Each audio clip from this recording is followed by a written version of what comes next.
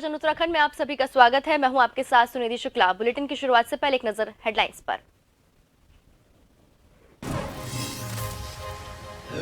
खाद्य मंत्री रेखा आर्य ने खाद्य विभाग और जलापूर्ति अधिकारियों के साथ की बैठक में चलाई जा रही योजनाओं की समीक्षा की। अधिकारियों को दिए जरूरी निर्देश।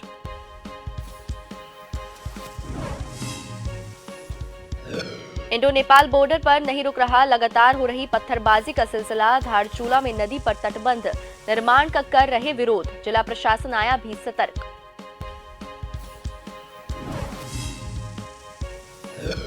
काशीपुर में विधायक यशपाल आर्य ने देश के पहले बायोफ्यूल संयंत्र का किया शिलान्यास। CSIR IIP देहरादून के सौजन्य से लगा है संयंत्र।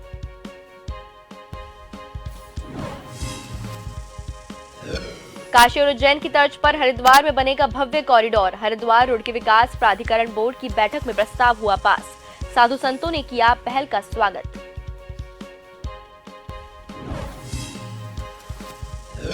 हिमालयी क्षेत्र में सक्रिय होने लगा पश्चिमी विक्षोभ। बने बारिश और बर्फबारी के आसार। मैदानी इलाकों में घना कोहरा। पहाड़ में सर्द हवाएं। जनजीवन प्रभावित।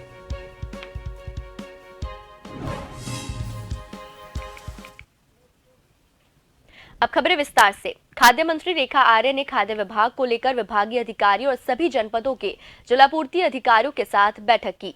मंत्री ने बैठक में विभाग की ओर से चलाई जा रही योजनाओं की प्रगति की समीक्षा कर अधिकारियों से जानकारी ली।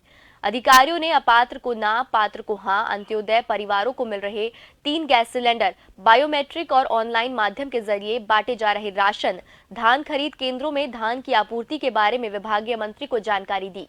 इस दौरान कैबिनेट मंत्री रेखा आर्य ने कहा कि अधिकारियों को स्पष्ट दिशा निर्देश दिए गए हैं, जिसमें 31 दिसंबर तक सभी जलापूर्ति अधिकारी यह सुनिश्चित करें कि उनके जिले में जिन व्यक्तियों ने अपने राशन कार्ड सरेंडर किए हैं, वो सभी अधिकारी इस दिनांक तक पात्र लोगों को राशन कार्ड उपलब्ध करा दें। इसके साथ ही इसमें आ रही व्यवहारिक दिक्कतों को जल्द से जल्द दूर कर दें।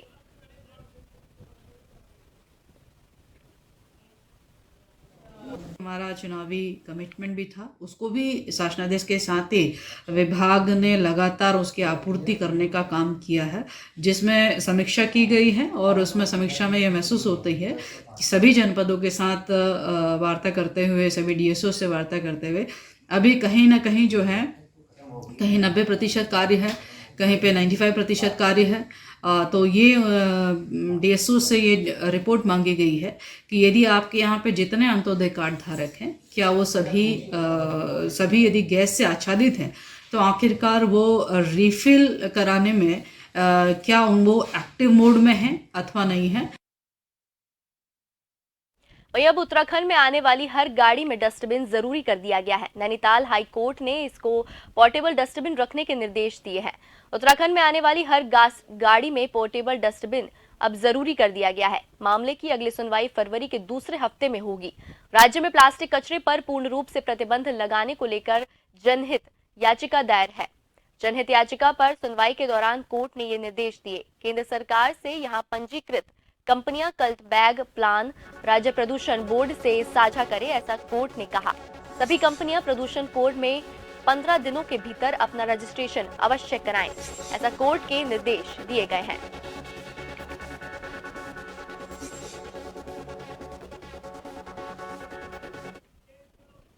और इस खबर पर अधिक बातचीत के लिए मेरे साथ फोन लाइन पर जुड़ चुके हैं हमारे संवाददाता हिमांशु बरमूला। हिमांशु, अब उत्तराखंड में आने वाली हर गाड़ी में एक पोर्टेबल डस्टबिन जरूरी कर दिया गया है। कोर्ट ने इसको लेकर एक नए निर्देश दिए हैं। क्या कुछ अधिक जानकारी है, क्या कुछ लक्ष्य है सरकार का इस निर्देश के पीछे, इस कोर्ट के नए ऐलान के पीछे? देखिए सुनिधि, आपको बताना चाहता हूँ कि उत्तराखंड हाईकोर्ट ने राज्य में प्लास्टिक निर्मित कचरे पर पूर्ण रूप से प्रतिबंध लगाने को लेकर दायर जो याचिका थी, उस पर मंगलवार को सुनवाई की थी। और मामले को सुनने के बाद जो मुख्य न्यायाधीश हैं उत्तराखंड के विपिन सांघी और जो न्यायमूर्ति हैं आरती कुल्वे की पीठ ने टिप्पणी करते हुए ये कहा था कि हम इस प्रदेश को पूरी तरीके से साफ सुथरा देखना चाहते हैं, इसलिए समाज को जागरूक करना भी जरूरी है। और साथ ही साथ उन्होंने कमिश्नर, जो कुमाऊं कमिश्नर है और गढ़वाल कमिश्नर है, उनको निर्देश दिए कि जो पूर्व में आदेश दिए गए थे उनका पालन करते हुए सभी जगहों पर सॉलिड वेस्ट जो फैसिलिटी है उसका संचालन अगली तिथि तक सुनिश्चित करें। साथ ही साथ कोर्ट ने राज्य सरकार से सभी जो प्लास्टिक पैकेजिंग कंपनियां हैं जो उत्तराखंड के अंदर कार्यरत हैं, इनकी EPR प्लान जो है वो सेंट्रल पोर्टल पर अपलोड करने को कहा है और साथ ही राज्य सरकार को यह भी आदेश दिए गए हैं कि राज्य की सीमा में जितने भी वाहन आते हैं उनमें पोर्टेबल डस्टबिन की व्यवस्था नियम बनाकर करें। साथ ही साथ कोर्ट में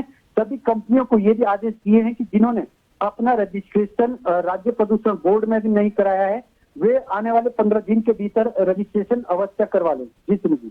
जी हिमांशु, नैनीताल हाईकोर्ट के इस निर्देश को कब तक हम धरातल पर देख पाएंगे और इससे क्या फायदा जो है वो जनहित में देखने को मिल सकता है? देखिए, निश्चित तौर पर अगली सुनवाई फरवरी माह के दूसरे पखवाड़े में होनी है, तो जाहिर सी बात है कि उससे पहले जितने भी तमाम शासन प्रशासन है और जिन्हें भी ये निर्देश दिए गए हैं वो कहीं ना कहीं अब प्लास्टिक प्रतिबंध की ओर अग्रसर होंगे, क्योंकि प्रधानमंत्री नरेंद्र मोदी का भी ये सपना है कि भारत को किस तरीके से प्लास्टिक मुक्त किया जाए। साथ ही साथ अगर पर्यटकों की बात की जाए तो क्योंकि पर्यटक काफी तादाद में उत्तराखंड में आते हैं और चाहे मसूरी की बात करें या चारधाम यात्रा की बात करें, इस दौरान रिकॉर्ड यात्री यहाँ पर पहुंचे थे। इस लिहाज से भी उत्तराखंड बेहद संवेदनशील हो जाता है, क्योंकि यहाँ पर जलवायु का भी फर्क पड़ता है और प्लास्टिक ज्यादा होने से और उसके बाद जब प्लास्टिक रीयूज नहीं हो पाता है तो लोग उसे जला देते हैं, जिसके बाद वो कहीं ना कहीं ग्लोबल वार्मिंग के लिए एक बड़ा कारण बन जाता है। सुनिए जी, चलिए, तमाम जानकारी साझा करने के लिए आपका धन्यवाद हिमांशु।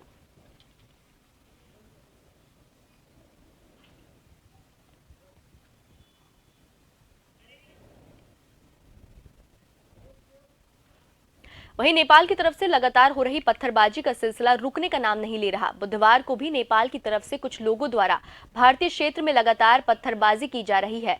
दोनों देशों के बीच हुई बैठक में सहमति के बाद भी बुधवार को नेपाल के कुछ राजनीतिक दलों द्वारा नेपाल के छात्र संगठनों को उकसाकर भारतीय क्षेत्र में पत्थरबाजी की गई है।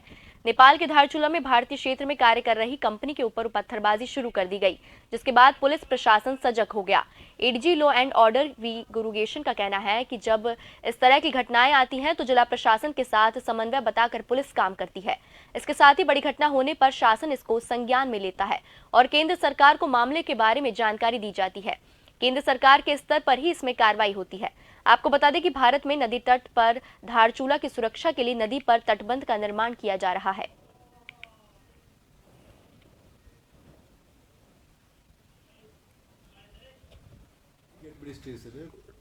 देखिए, ये नेशनल सिक्योरिटी से रिलेटेड रहता है। जब भी होता है ना, वहाँ पे डिस्ट्रिक्ट एडमिनिस्ट्रेशन इंक्लूडिंग पुलिस, बगल के जो बॉर्डर डिस्ट्रिक्ट का जो उनके जो एडमिनिस्ट्रेशन रहता है उनके साथ कोऑर्डिनेशन मीटिंग्स करते हैं और जो मामला बहुत ज्यादा संगीन होता है वो फिर केंद्र सरकार का भी आकर्ष किया जाता है शासन के द्वारा।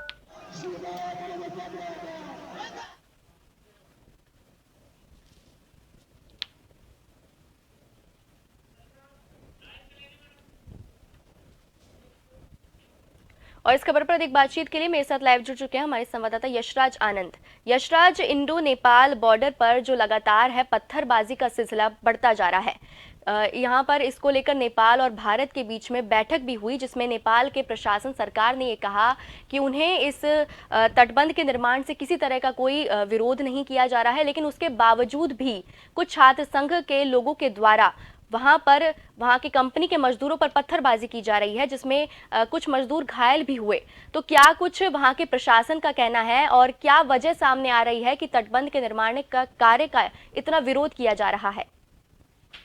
जी बिल्कुल, मैं बताना चाह रहा हूं कि धारचूला में काली नदी के किनारे तटबंध निर्माण कार्य कर रहे मजदूरों पर नेपाल से पथराव हुआ। वहीं पर सुरक्षा कर्मियों ने पथराव करने वाले को भी खदेड़ दिया है। वहीं इसमें विरोध प्रदर्शन भी लगातार चलते जा रहा है। मैं आपको बताना चाह रहा हूं कि धारचूला में जो विप्लव गुट के छात्रों के द्वारा यह पथराव किया गया, जिसमें वहां के प्रशासन ने भारतीय प्रशासन ने जब नेपाल के प्रशासन से बातचीत की तो उन्होंने कहा कि बिल्कुल जब इस तरह की घटनाएं घटित हो रही है तो इसके ऊपर कड़ी निगरानी रखी जाएगी। उसके बाद वहां पर प्रशासन ने पथराव करने वाले छात्रों को खदेड़ दिया और साथ ही साथ वहां पर विप्लव नदी के पास विप्लव के जो छात्र संघ के लड़के हैं उनको भी खदेड़ करके उनके खिलाफ कार्रवाई भी की गई। और वहीं मैं बताना चाह रहा हूं कि करीब 15 दिन पहले भी नेपाल के तरफ से कुछ शरारती तत्वों के द्वारा, जो छात्र ही कहे जाते हैं, शरारती तत्वों के द्वारा मजदूरों पर पथराव किया गया था, जिसमें उनका यह कहना था कि यहाँ पर जो नदी है उसको, जो धारचूला नदी है वहां पर जो मिट्टी गाद है उस चीज को हटाने का प्रयास किया जा रहा था, उस चीज को वो हटा लें। लेकिन इसी को लेकर लगातार आए दिन देखा जा रहा है कि नेपाल के विप्लव छात्रों के द्वारा, जो एक कम्युनिस्ट छात्र ग्रुप है, उनके द्वारा यह पथराव बार बार किया जा रहा है और साथ ही साथ भारत के खिलाफ विरोध प्रदर्शन भी किया जा रहा है। मैं बताना चाह रहा हूं कि नेपाल ने काली नदी में अपने बने क्षेत्र में जल जमाव को हटाने के लिए इस तरीके का काम किया था। वहीं जब ADJ law and order V Murugesan से बातचीत की गई तो उन्होंने कहा कि यह एक बड़ा मामला है, इसमें केंद्र सरकार के हस्तक्षेप के साथ साथ पुलिस और प्रशासन मिलजुल करके काम करेगा। पुलिस और प्रशासन के मिलजुल कर काम करने के बाद ही जो निर्णय लिया जाता है उस पर किया जाएगा। लेकिन फिलहाल यहाँ पर मैं बताना चाह रहा हूँ कि सुरक्षा एजेंसियों से मिली जो जानकारी है उसमें नेपाल पुलिस ने पथराव करने वाले लोगों को खदेड़ दिया है और वहीं पर यदि एडीएम धारचूला के अवकाश रहने पर भी चलते तहसील प्रशासन ने इसकी सूचना जिलाधिकारी चिथौड़ागढ़ को दी। उसके बाद मंगलवार को ही वहां पर आधिकारिक वार्ता हुई और उसके बाद से दोबारा से फिर ऐसी घटना ना हो, इसके चलते ऐसा आश्वासन दिया गया है। साथ ही साथ वहां से अब दोनों नेपाल और भारत में काली नदी पर जो गाद गिरा हुआ है उस पर हटाने का काम अब फिर से चालू हो गया है। लेकिन यह एक बड़ा प्रश्न उठता है कि रोटी बेटी का नाता जो भारत और नेपाल के बीच है, क्या उसमें यह संबंध जरूर कहीं ना कहीं खटास ला रहा है। तो यहाँ पर बात सिर्फ संबंधों की यदि आ जाती है तो वहां पर चूंकि भारत नेपाल का पड़ोसी देश है और नेपाल वो भारत से ही अलग हुआ है, लेकिन आए दिन क्यों नेपाल में इस तरीके से भारत विरोधी काम शुरू हो गया है, क्यों वहां पे कम्युनिस्ट छात्र जो है वो भारत का विरोध कर रहे हैं। पता तो सूत्रों के हवाले से जानकारी तो यह भी मिली है कि कहीं ना कहीं वो लोग मोदी सरकार को भी अपने स्लोगन में कर रहे हैं कि मोदी मुर्दाबाद के भी नारे लगा रहे थे। तो वहीं पर यह देखा जाना चाहिए कि आगे क्या होता है। लेकिन प्रशासन की ओर से सख्ती बरत ली गई है। प्रशासन ने स्पष्ट शब्द में कहा है कि नेपाल के तरफ से यदि इस प्रकार की कोई भी घटनाएं होती है, चाहे वहां के छात्र संघ के द्वारा, जो कम्युनिस्ट छात्र संघ है उनके द्वारा कोई भी घटनाएं होती है, तो उस पर गहरी चिंता जाहिर की गई है और इससे जल्द ही समाप्त करने को कहा गया है। क्योंकि नेपाल भारत का पड़ोसी देश है, यहाँ पर वैवाहिक संबंध भी स्थापित होते हैं भारत और नेपाल के बीच। साथ ही साथ नेपाल से कई लोग भारत में काम करने भी आते हैं, यहाँ पर भारत में बस भी जाते हैं। मैं आपको बताना चाह रहा हूँ कि भारत से नेपाल जाने में वीजा की भी आवश्यकता नहीं होती है। तो इसलिए भारत और नेपाल का संबंध बेटी रोटी का संबंध है, इसलिए संबंध में खटास ना पड़े। इसलिए सरकार के तरफ से भी बार बार यह प्रयास किया जा रहा है कि इस तरीके की जो भी घटनाएं घटित होती है उस पर अंकुश लगाया जाए, उस पर विराम लगाया जाए, ताकि इस प्रकार की भविष्य में कोई भी घटनाएं ना हो और भारत और नेपाल के बीच जैसा रिश्ता है उस रिश्ते में जरा सी भी खटास ना आए।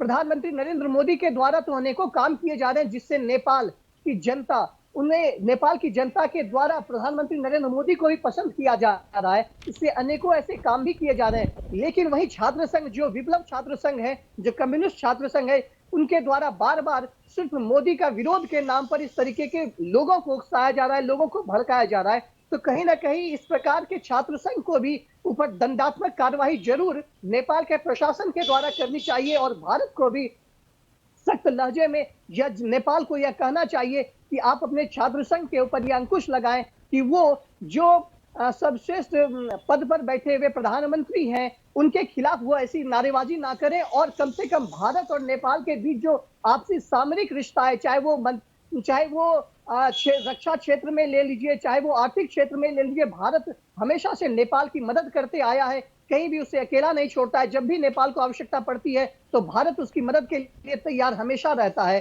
तो इसलिए नेपाल को यह समझना चाहिए कि वो भारत के खिलाफ जो वो कार्रवाई कर रहा है, चाहे वो काली नदी, जो धारचूला से सटी हुई काली नदी है, उसके वहां पर जो वो काम किया जा रहा है उसके द्वारा जरूर इस पर कड़ी कार्रवाई करते हुए दंडात्मक काम इस पर करना चाहिए और प्रशासन को भी मुस्तैद रह के काम करवाना चाहिए। फिलहाल 15 दिन पहले भी ऐसी घटनाएं घटित हुई थी, तो लगातार इस तरह की घटनाएं घटित होना जरूर कहीं ना कहीं गलत साबित कर रहा और इस पर अंकुश लगाने की आवश्यकता है। जी चलिए, तमाम जानकारी साझा करने के लिए, हमारे साथ जुड़ने के लिए आपका धन्यवाद यशराज। तो इसी के साथ वक्त तो चला एक छोटे से ब्रेक का, लेकिन खबरों का सिलसिला यूं ही जारी रहेगा।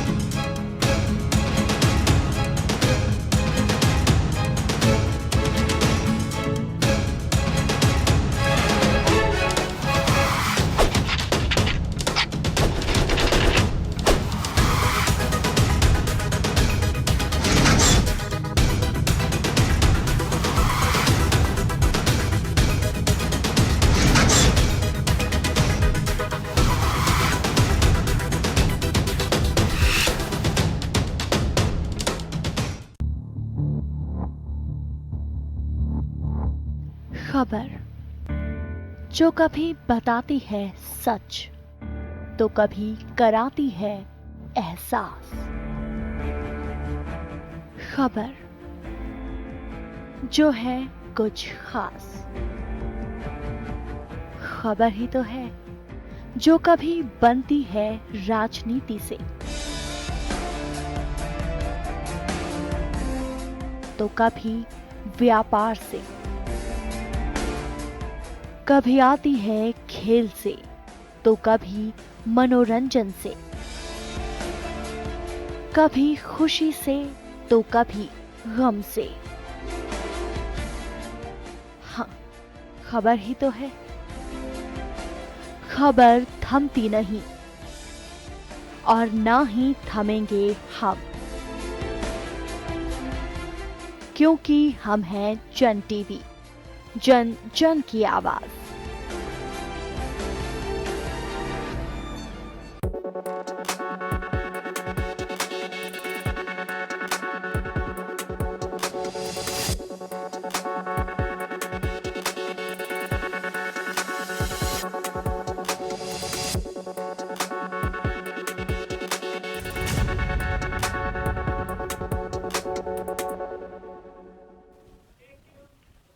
ब्रेक के बाद आप सभी का फिर से स्वागत है। काशीपुर में आईएमटी कॉलेज में CSIR IIP देहरादून के सौजन्य से देश के पहले बायोफ्यूल संयंत्र का शिलान्यास किया गया। इस शिलान्यास के अवसर पर कार्यक्रम के मुख्य अतिथि बाजपुर क्षेत्र के विधायक यशपाल आर्य ने कहा कि ये संयंत्र प्रदेश और क्षेत्र के विकास में मील का पत्थर साबित होगा। उन्होंने इसके लिए CSIR के निदेशक और अन्य सभी स्टाफ को और IMT के चेयरमैन विमला गुड़िया को बधाई देते हुए कहा कि गुड़िया ने काशीपुर के विकास की जो सोच विकसित की थी उसमें यह कदम सार्थक सिद्ध होगा। इस अवसर पर क्षेत्र के पहले ओपन जिम व्यायामशाला का उद्घाटन किया गया। इस अवसर पर SSC गुड़िया IMT और लॉ कॉलेज और GB पंत इंटर कॉलेज के मेधावी छात्र छात्राओं को भी पुरस्कृत किया गया।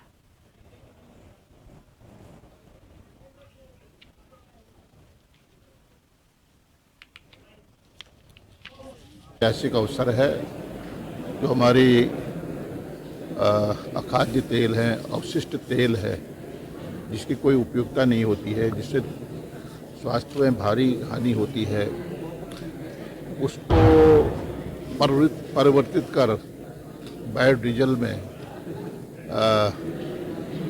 परिवर्तित किया गया है। जैसा कि बताया गया है कि इस बायोडीजल की कीमतें भी कम होंगी। उत्तराखंड राज्य की अगर हम बात करें तो उत्तराखंड शुरू से ही पर्यावरण संरक्षण के लिए पूरे देश में और पूरे विश्व में जाना जाता है और उसी मिसाल को आगे बढ़ाते हुए मेरा तो ऐसा मानना है कि इस किस्म का जो रूको मिशन की शुरुआत जो उत्तराखंड में हुई थी या देहरादून में हुई थी, वो अब जब कुमाऊं मंडल में आ रही है तो उसको एक और जो विस्तार दिया जा रहा है, निश्चित तौर पर एक बड़ी सकारात्मक पहल है। काशी और उज्जैन की तर्ज पर उत्तराखंड के हरिद्वार में भी भव्य कॉरिडोर बनाने की कवायद शुरू की गई है। हरिद्वार रोड के विकास प्राधिकरण द्वारा बोर्ड की बैठक कर इसका प्रस्ताव भी पास हो गया है। साधु संतों ने सरकार और प्रशासन की इस पहल का स्वागत किया और उम्मीद जताई कि काशी और उज्जैन की तरह हरिद्वार में बनने जा रहा कॉरिडोर भव्य और दिव्य होगा। दरअसल उत्तराखंड के मुख्यमंत्री पुष्कर सिंह धामी के निर्देशन में हरिद्वार में कॉरिडोर निर्माण की पहल शुरू की गई है। HRDA की बोर्ड बैठक में इसका प्रस्ताव पास हो गया है। हरिद्वार के जिलाधिकारी विनय शंकर के मुताबिक कॉरिडोर निर्माण पर उन्होंने गंभीरता से काम करना शुरू कर दिया है। जल्द ही इसके लिए कंसल्टेंट नियुक्त किया जाएगा। कॉरिडोर निर्माण के लिए पहले हर की पौड़ी क्षेत्र में अवैध अतिक्रमण को हटाया जा रहा है। हम लोगों ने ये प्रिज्यूम करके कि कहां तक ये कॉरिडोर जाएगा उस एरिया को ऑलरेडी चिन्हित कर रखा है और अतिक्रमण हटाने का जो अवैध कब्जे हैं वो भी कार्य साथ साथ कर रहे हैं, ताकि जब ये सारा प्रोजेक्ट बनकर आवे और फील्ड में काम करना हो तो ये नौबत ना आवे कि साहब पहले अतिक्रमण हटेगा तब काम होगा। तो हम लोग इसकी तैयारी काफ़ी गंभीरता से कर रहे हैं। इस हिमालय से नरेंद्र मोदी जी का निरंतर न केवल लगाव है, जुड़ाव है, बल्कि वो इस धरती को अपना आराध्य भी मानते हैं और यहाँ उनकी साधना स्थली भी है। समझिए हरिद्वार जो दुनिया की आध्यात्म की राजधानी, ये हरिद्वार कैसे और विकसित हो सकता है। जैसे उन्होंने केदारनाथ, बद्रीनाथ, उधर आपने कहा कि वाराणसी, उधर उज्जैन, उधर यदि सोमनाथ को देखें तो जितने भी ऐसे स्थल हैं जो इस देश की आत्मा के रूप में जाने जाते हैं, तो उसमें हरिद्वार पूरी दुनिया का तो आध्यात्म की राजधानी है। इसको भी निश्चित रूप में उनके मार्गदर्शन में और विकसित हो। और इस खबर पर अधिक बातचीत के लिए मेरे साथ फोन लाइन पर जुड़ चुके हैं हमारे संवाददाता सरफराज अली। सरफराज, काशी और उज्जैन की तरह अब हरिद्वार में भी कॉरिडोर बनने वाला है। इसको लेकर बैठक में प्रस्ताव को मंजूरी भी मिल गई है, तो क्या कुछ अधिक जानकारी है इसको लेकर? क्या कुछ तैयारियां की जा रही हैं और कब तक ये कॉरिडोर बनना शुरू हो सकता है? देखिए सुनिधि, मैं आपको बता दूं, उत्तराखंड के मुख्यमंत्री पुष्कर सिंह धामी के निर्देश के अनुसार हरिद्वार में कॉरिडोर के निर्माण की पहल शुरू हो गई है। इसको लेकर एचआरडी में बैठक का प्रस्ताव जो है वो पास हुआ है, जिसको लेकर जिलाधिकारी विनय शंकर पांडे के मुताबिक जो कॉरिडोर का निर्माण जो होगा वो गंभीरता से लेना शुरू कर दिया है। इसके लिए जल्दी से जल्दी कंसल्टेंट नियुक्त किए गए हैं और जो कॉरिडोर का निर्माण है वो हर की पौड़ी क्षेत्र के लिए तैयार है। और उसके साथ साथ मैं आपको बता दूं, जो हर की पौड़ी के आसपास जितना भी अतिक्रमण है उसको लेकर जो कॉरिडोर निर्माण है उसको लेकर जो अतिक्रमण है उसको सबसे पहले उसका हटाया जा रहा है। जी चलिए, तमाम जानकारी साझा करने के लिए आपका धन्यवाद सरफराज।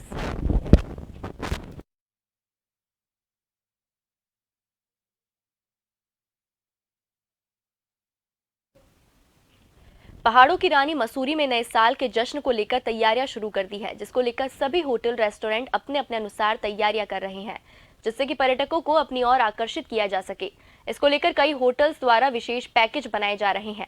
वहीं मसूरी के पिक्चर पैलेस स्थित मोजेक होटल ने ओपन टेरेस रेस्टोरेंट चारकोल का शुभारंभ किया, जिसका विधिवत शुभारंभ मशहूर लेखक गणेश शैली और पूर्व पालिका अध्यक्ष मनमोहन सिंह मल्ल द्वारा किया गया। होटल संचालक द्वारा पर्यटकों के लिए खास उत्तराखंड के पहाड़ी क्षेत्र में होने वाले उत्पादों से तैयार किए गए व्यंजनों को परोसने की तैयारियां की जा रही हैं। वहीं मोसेक होटल के द्वारा पंजाबी मुगलई खानों में भी पहाड़ी उत्पादों को भी प्रयोग में लाकर फ्यूजन तैयार किया जा रहा है, जो पर्यटकों के लिए एक नए साल में खास होगा।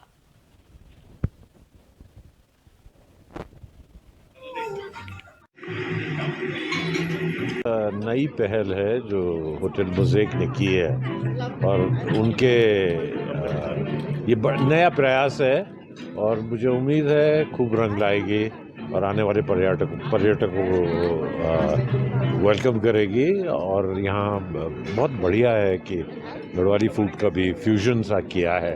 मैं तो सबसे पहले बधाई दूंगा मोज़ेक होटल एंड कंपनी को कि उन्होंने आज एक नया रेस्टोरेंट खोला और न्यू ईयर का टाइम है, जो कि एक मसूरी न्यू ईयर के टाइम पे एक कार्निवल भी होता है और उसमें पूरा शहर फुल रहता है और पूरे देश और विदेश के पर्यटक मसूरी आते हैं। और इस तरह से इन्होंने ये शुरुआत, बहुत अच्छी शुरुआत की कि उत्तराखंड व्यंजन और जो भी अच्छे से अच्छा फूड जो हमारे प्रदेश का है, हमारे देश का है, उसको पर्यटकों के लिए सर्व करने का उन्होंने प्रयास किया है। साल की तैयारी करी है, ये उसी का एक छोटा सा एक्सर्प्ट है कि आप देख सकते हैं। हमने क्रिसमस न्यू ईयर के लिए बहुत सारे पैकेजेस बनाए हैं आने वाले टूरिस्ट को लुभाने के लिए। अपार्ट दैट हम लोग चाहते हैं कि हमारे गढ़वाली व्यंजन और हमारी संस्कृति, जिसमें लोग बहुत कम इंटरेस्ट रखते हैं, जो यहाँ पे मसूरी में टूरिस्ट आते हैं, उस सबको प्रमोट करने के लिए ये जो पूरी तैयारी है, ये उसी का एक छोटा सा मुआयना है।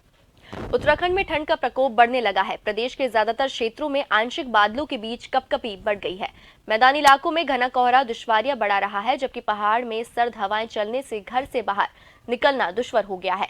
मौसम विभाग के अनुसार अगले कुछ दिन ज्यादातर क्षेत्रों में मौसम शुष्क रहेगा। कहीं कहीं आंशिक बादल छाए रह